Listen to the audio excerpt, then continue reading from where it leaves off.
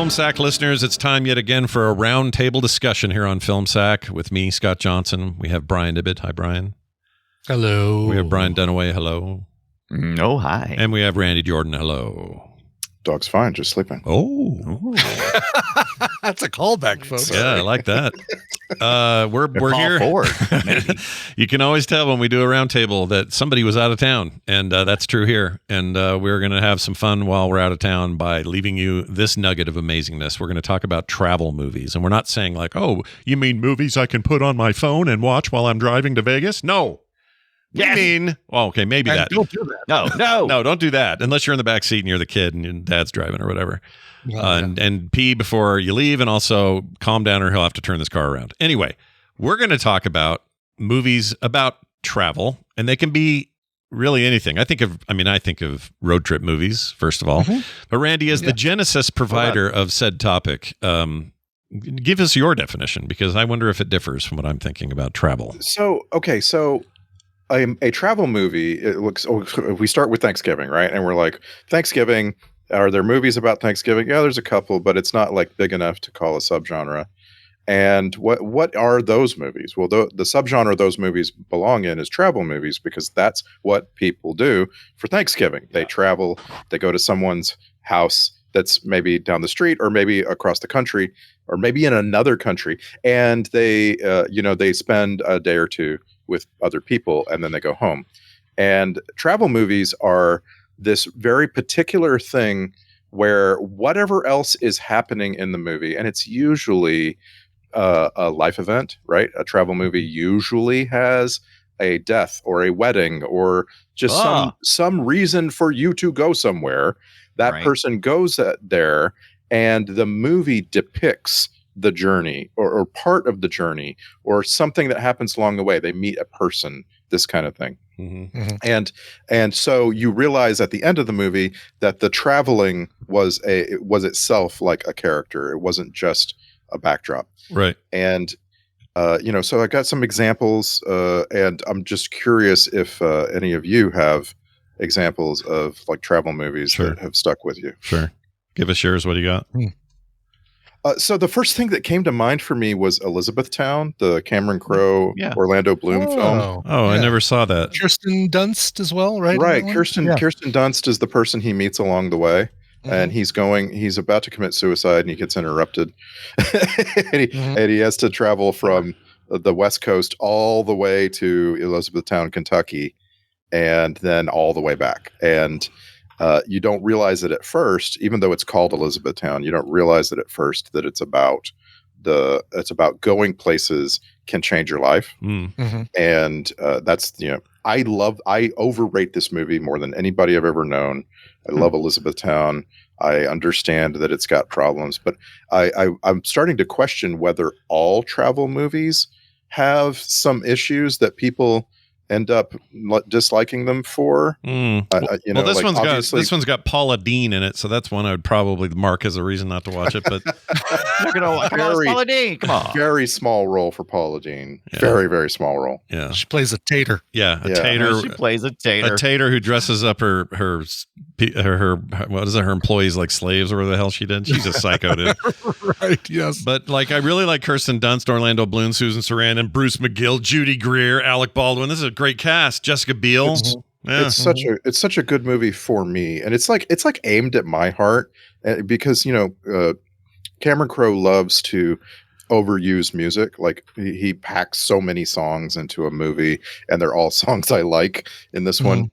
And at one point, the streaming rights were missing, and so a bunch of replacement songs were on this movie if you watched it on Netflix or something, and it was terrible. It ruined the movie for me. See, I hate when they do that. They did that when they brought Moonlighting to streaming. I imagine when, or maybe it's already happened, but WKRP, because they can't get the rights to everything, so it's going to be a lot of substitutions for subpar songs. I feel like if you can't get the rights to the real music, maybe you just don't do it. Yeah. Right. I'm kind of with you there. Can you imagine, what was the Zach Braff thing? Garden State. Garden State. If they substituted that soundtrack, people would lose their minds. Oh, they would have for sure. But they're the advantage they had is these were mostly unknown indies at the time, and so that helped them, I think, probably get that entire soundtrack to go. Sure. But all that being said, this is something Ibit always says, and I agree with him. But also, I think it applies really well here.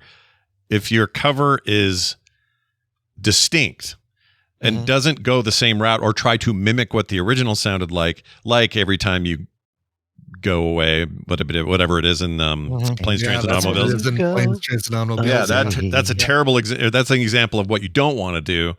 But like the theme to that show From is so Pixies, Que Sera Sera. Yeah, and it's so dark and trippy and different that I think there you can do it. Like you can pull that off, but it can't. You can't be you trying to say, "Hey, look at the song we got," and then it'd be obvious. Like, well, yeah, that is not the band though. That's some artificial. I'm still trying to narrow down exactly what travel movies is. I think I'm too broad on some of these things because I mean, so many movies include it. Like, I'll go for a big, huge classic just for a second here, just to kind of illustrate it.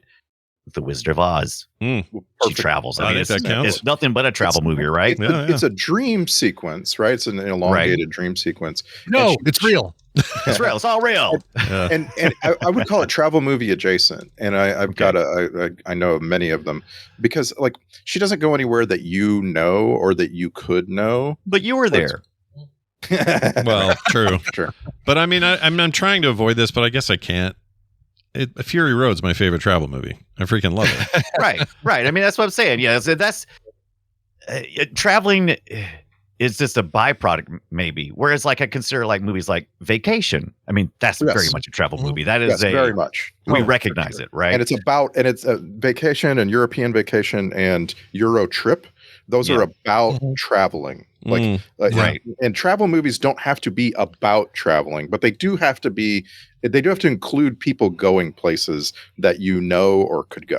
Hey, mine is it's a mad world. Oh yeah, that's a good one. Classic, great. Yeah. That and but it's like 5 travel movies because people go off in different directions for their traveling. Yeah. What's the I can't think. Oh, Cannonball Run, I guess, was kind of also a childhood version of that.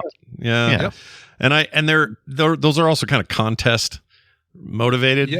Yeah. Whereas that and Rat Race and sure, but they're always. It seems like one of the key elements of your travel movie has to be what is the reason we are going from A to B? Why are we going there? Right. And that's usually important for the movie. Like the movie doesn't exist without that reason, right? It's helpful if you discover something along the way. You don't have to, and the discovery could just be comedy, right? Like the Vacation movies, you just discover Christy Brinkley in a convertible. But like that's very, very helpful to a travel movie. Scott, what's the movie you love so much where the bounty hunter goes and picks up his mark and then they have to get home? All of them. Oh, I love. Sorry, it's the Charles Grodin and Midnight Run. Midnight Run. Thank you. Midnight Run is a perfect example of this that movie. Subgenre. Because if you don't have them do things, like if you don't have them stop places, and so forth, you don't have a movie. Right? Like all of the exposition of the movie happens as they're traveling. And like that's just my second example is Nomadland. Nomadland is a perfect travel movie to me. Yeah. It's about nomads. Great one. It's got I mean, yeah, I get it. I guess so. Right. Good way it's got the cinematography to underscore what it's trying to say. And that is it just makes you want to hit the road. We're recording this at a time where a brand new one is in theaters called A Real Pain. This is a Jesse Eisenberg joint where he directed it and wrote it. And what's his face? Kieran Culkin. Kieran Culkin. Yeah. Also, funny enough, Jennifer Grey's in this. I haven't heard from her in a while. Oh, really? Okay. Yeah, it's interesting. What's her and her nose doing? It's not her nose anymore. Did you not see? That's right. That's right. She got rid of it. Whatever sitcom she was on that she was unrecognizable. Oh, yeah. I forgot that was a sitcom. I think, Scott, you've got it perfectly nailed here. It's an odd couple who are traveling through Poland. They're going to to visit things that their grandmother had to do with. Yeah, they're cousins and they're just total opposites. They're nothing like each other. Is the premise anyway. And like the movie has to show you Poland. It has to. Like that's the only the only point. And another example that I thought of was Rain Man. Mm-hmm. It's the traveling is secondary, right? But it has to be a travel. But it's necessary. Right. Yeah. The whole point is that Tom Cruise is taking his brother elsewhere. Sure. It's about bonding, right? I mean, there's nothing that bonds people quicker than the pressure cooker that is a road trip with someone who maybe you're not comfortable with, and you have to be locked in the car with them over an extended period of time. Yeah, and then you learn these things about each other, and you would not learn them any other way, and the trip was the reason you did it. There's a fight over the radio for a while, or there's an argument where you're not talking to each other for several miles, or where you catch the car on fire. That's definitely going to happen. Perhaps the most critically acclaimed version of this in the last 20 years is probably Little Miss Sunshine. If I had to put my finger on it. It's like I would argue that the Wes Anderson movies are in there. Almost every one of them is a travel movie. Yeah, that's true. They're all pretty critically acclaimed. Yeah, as a background, you forget how many. You could really apply this to tons of movies. Like in some ways, some of our favorite science fiction or genre movies are travel movies. Some zombie movies are travel movies. They're just, you follow a group on the move. Yeah. And whatever their motive is for being on the move may vary. It's sometimes a comedy, sometimes it isn't, but it's like always Over part the of Top, which you watched here on Film Sack. That's kind of a travel movie, right? Sure. Get to know your dad a little bit better, maybe turn your head around backwards, flip the switch, as he says. Yeah, right. Yeah. And like I say, there's an adjacency. Contest. There's a huge number of movies that are really adjacent to this. Commando, right? Arnold Schwarzenegger literally gets on a plane and then gets off of it before it takes off fully, and this kind of thing. Like, every Christmas I want to watch the Ryan Reynolds Anna Faris movie, Just Friends. And that's a good one. I forgot about that. Yeah, I always forget about that. It's not strictly a travel movie. They don't go anywhere, but the character had to go somewhere to get the movie started, and he's stuck there. And this is, like our problem with Thanksgiving movies is you send someone to Thanksgiving and then they're stuck there. And so like there's an aspect of it. It's very travel movie adjacent. But at the same time, a movie like Planes, Trains, and Automobiles, or maybe The Great Outdoors, they're definitely travel movies. They're about people going on a trip. Oh, no question. Well, you mentioned Amy Smart, so that immediately takes me over to Road Trip with Tom Green and oh yeah, dude. What's the face? That's probably my favorite Amy Smart film, but one of my favorite road trip films. It just happens to be called Road Trip. It's the most like throwback to the like Porky's era of dumb comedy. Yes. But it's also kind of real. It's really well done and kind of heartfelt. It's got a lot of heart. Yeah, for sure. I'm with you. I like that movie. Glad you brought that one up. I forgot it was even a thing. And that was back when like Boston. we were like a little overexposed to Tom Green, but for some reason that character totally worked for me. It was we were also a little overexposed to Sean William Scott at that point because he was basically playing Stifler in this one as well. Kind of his one hit pony he was doing there. Breckin Meyer, who surprisingly never went anywhere really after this. DJ Qualls. Sure.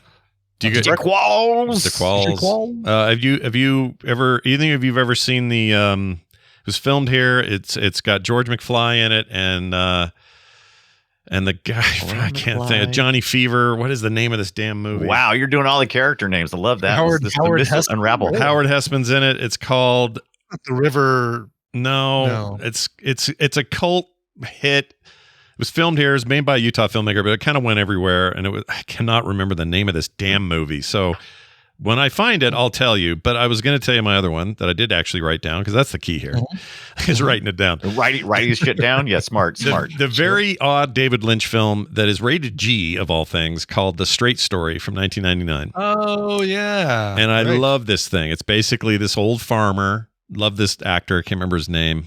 Richard Farnsworth. That's it.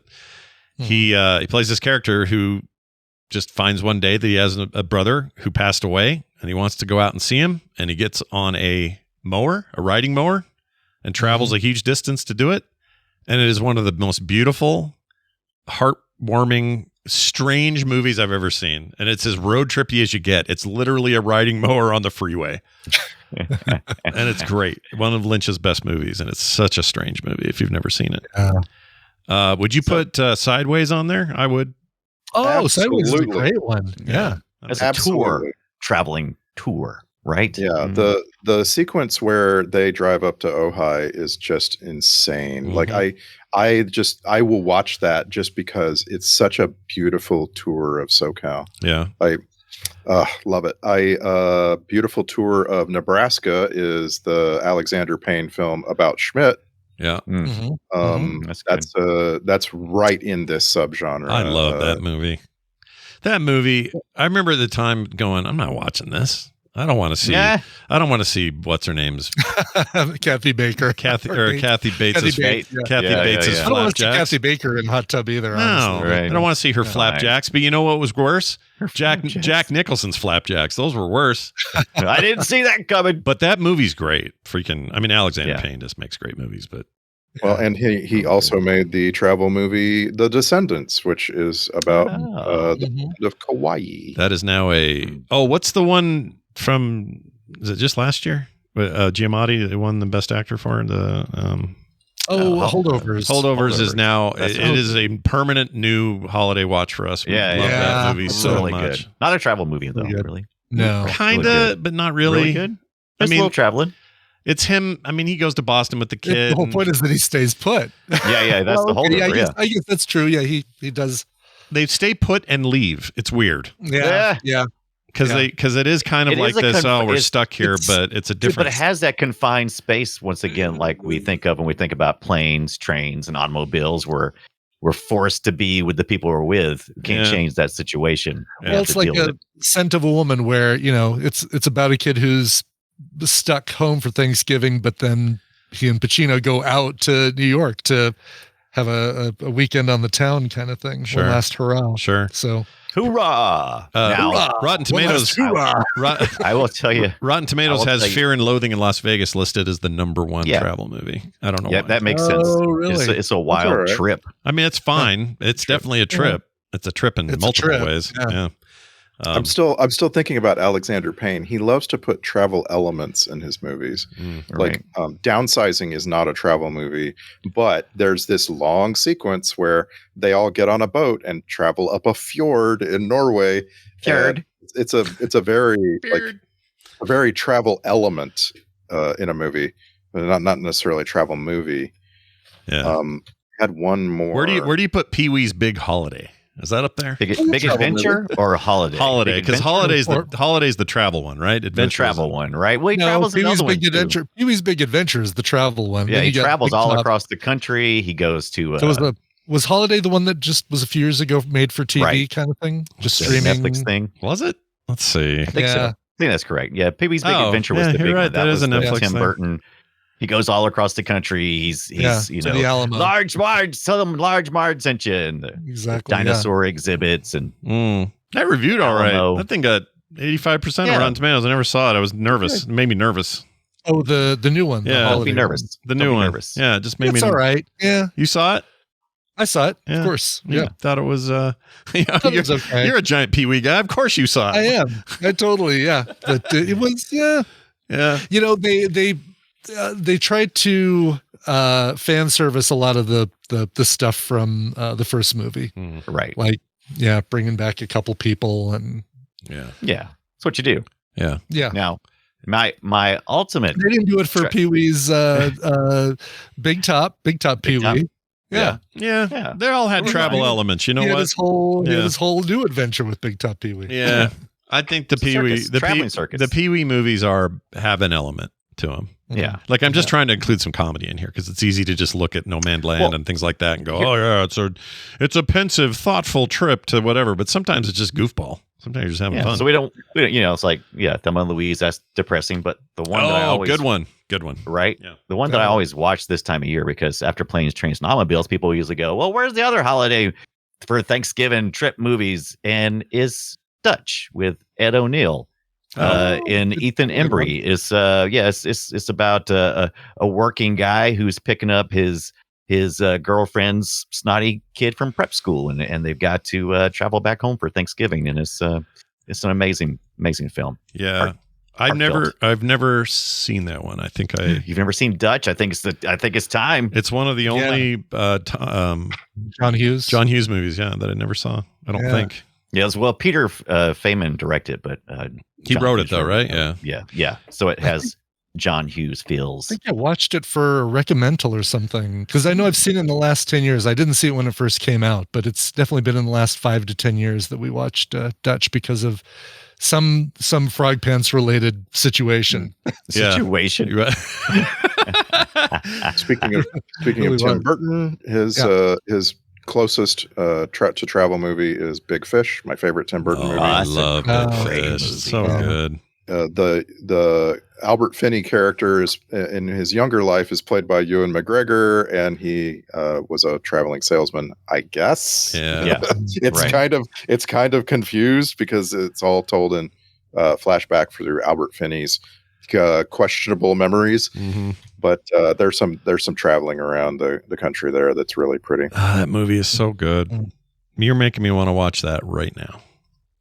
Thanks for that. I appreciate that. Well, and this is the whole point of our discussion is that this is when you do it. It's Thanksgiving, it's autumn, you're traveling. Maybe I'm about to travel to South Texas for Thanksgiving. Mm-hmm. And there's just like, this is when you feel the connection the most.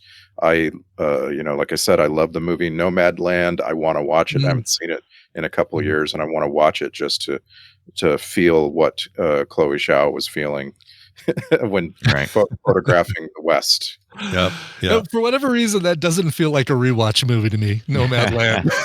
there's other movies that I have that I was like, oh yeah, this is one I could definitely watch every year, or even every few years. Hold on, I want to unpack this a little bit. Yeah. Because whenever I say I don't need to see that again, it's usually because of brutality. Right. It's like a hard movie to watch. And the characters the characters end. Right. So I'm like, okay, I won't be surprised now when these characters end. I don't need to rewatch this. No, Nomadland definitely isn't like that kind of I don't need to see this ever again movie. It was like okay, all right, I've seen it. Yeah, good. It's gonna be up there in the back of my head forever, and I don't need to revisit that because for whatever reason. But not in a negative way, but achievement unlocked. I could watch it again, but I think I understand what you mean. Like I don't want to see her on that bucket again. I don't want to see that again. Right.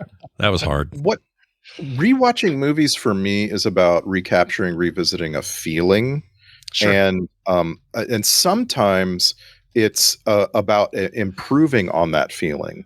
Like a movie, like a movie that's very exciting. And here's something I thought Scott might bring up, so I'll just give it to you. Do it. Hell or High Water is a very exciting movie, and I can't help wanting to revisit the excitement of it. I love that movie. The traveling aspect it's there. It's not a travel movie per se. It's a cop. There's a piece in there though. I mean that some of the aspects of travel of like, we've got to go somewhere. We're going to go to this town and rob this bank. And then we have to travel to this town and rob this bank. But there's like a metaphoric travel happening, a travel away from old life to new life. And in some cases, Jeff Bridges is traveling from a long career of expectedness to a very harsh reality check. Like it's metaphorical though. I'll give you that. But man, that movie, dude.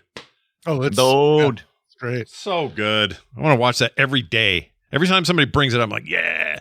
How do you feel about the bucket list? You ever see that Jack Nicholson, Morgan Freeman deal? I've actually never seen that. And it's a, widely beloved film, and I've never. It's quite good. I liked it a lot. I thought it was great. It's definitely a travel movie. Yeah. I think it holds together by a thread, right? Like you have to just open your heart to it, or it's kind of ridiculous. Yeah, I mean, it's one of those things where, hey, these actors are aging. Let's do a thing where they have to deal with them getting old and, Yeah, I think it's the reason I haven't watched Space. What's the Space Cowboys? Space Cowboys, or we gotta I watch saw the that one here. called where they go to Las Vegas and they walk down the strip. It's all old people. Another Morgan Freeman one, right? I think so. Yeah. He's in a lot of those. We should do a follow up with old people movies like We should. Grumpier Old Men. That's such a great film. Oh, they're so good. On my perspective list. I'm very interested in. I just want to hear Burgess Meredith say terrible things. I love all him in the that. terrible things. He's so good at that so much. So we didn't mention it yet, but Lost in Translation is an excellent version, I think, of a travel movie, and it's also deals with the culture shock of that travel. Bill Murray going to Japan and just having this weird ass experience he's having.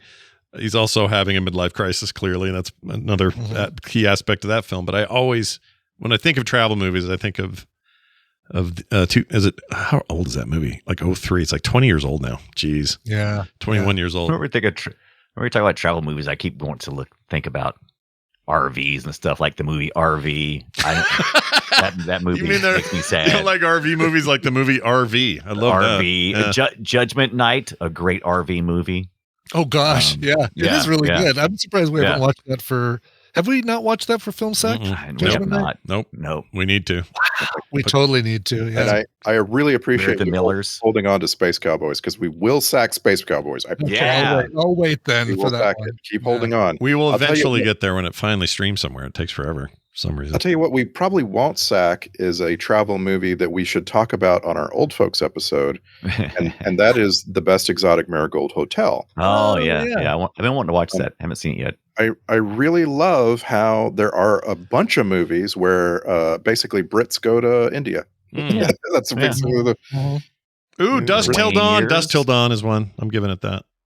Yeah. Traveling. The first half is a road movie for sure. Yeah. I guess the second half they kind of park and deal with vampires, but yeah. It's a drink champagne out of Salma Hayek's shoes. Yeah, which is basically saying that is a Tarantino movie in the last half. Yeah. That's what that is. Yes. Well, what's the Ice Cube movie series? I'll bet Dunaway knows this. It's like college trip or college trip. Yeah, it's college trip. I mean, it's going to check out college. Are we there yet? Is what you're thinking. Are we there yet? Yeah, I've never seen those, and I was always. Oh, really? That is. You definitely need to watch at least the first one. There's a TV series based off that. It's fantastic. I'm a big fan of actor Ice Cube. I like when he acts. Yeah. So for sure. Yeah. Is the premise though that he's going to check out a college for his daughter, or is that a different series? No. This is no. He's once again trying to appease a girl, kind of like Dutch, trying to appease a girlfriend, having to deal with their children. Their tagline says, to impress a foxy divorcee. Yeah, she is foxy. Ladies' man Nick offers to take her kids on an extended road trip, unaware of the torture he is in for. I mean, it sounds murdery to watch, but maybe I should watch it. Is there more than one, more than two Are We There Yet movies? I know of two. Oh, there's multiples. There's 3, and then there's a TV series. There's Are We Done Yet? There's 2. There's Are We Done Yet? Are We There Yet? Yeah. And, yep. I can't think of a third one. And Are We Done Yet is poorly reviewed. Yeah. Can you imagine that? Woo! Yeah. Real bad. Real bad. And, a real stanker. Yeah. You know what? Another little thing here is none of the movies that we've named, and there's probably plenty of counterexamples, but none of the movies that we named are real stinkers.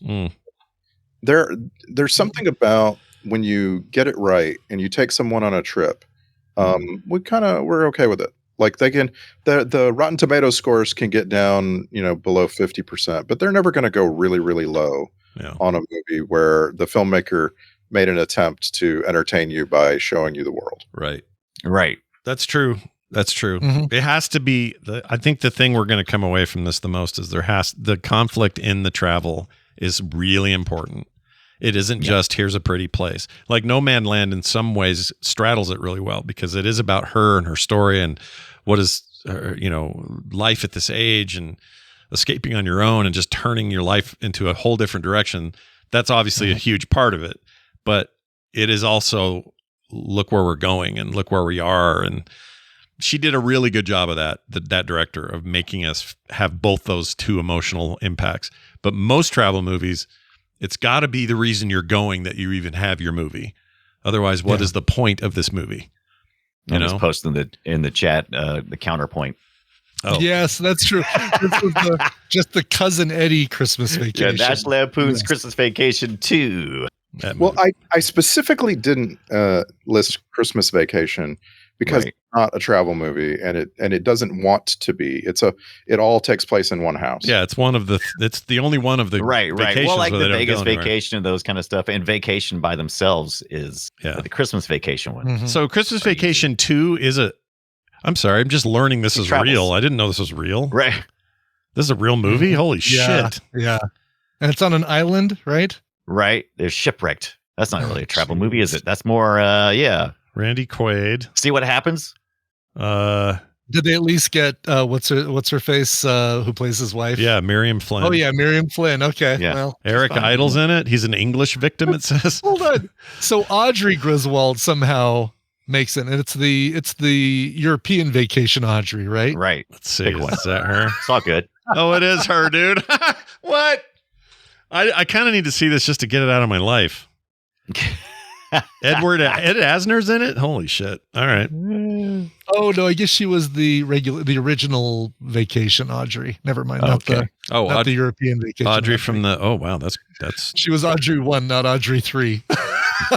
what a shame that this is where she came back to revive the role. You know, Yeah. this thing's Yeah. got a 2.7 out of 10 on Rotten Tomatoes. Wow. Or no, sorry, IMDb. That's crazy.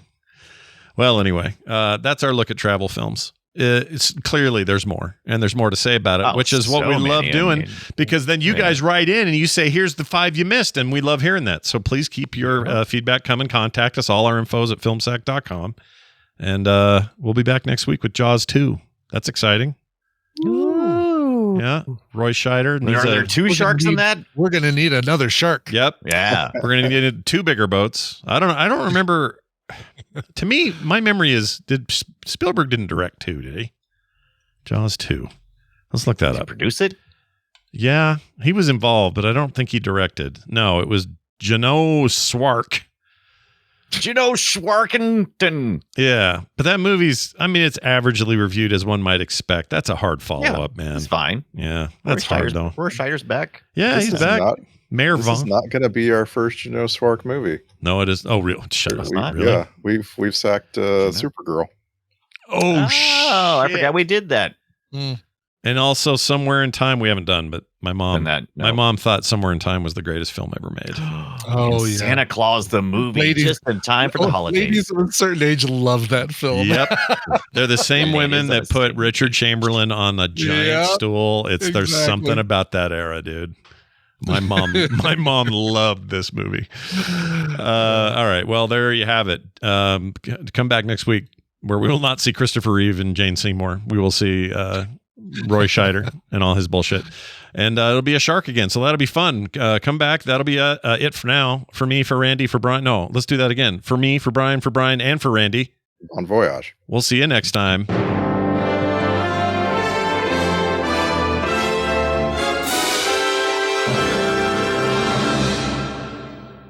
Those pants are made for frogging, if you know what I mean. I actually don't. Frogpants.com.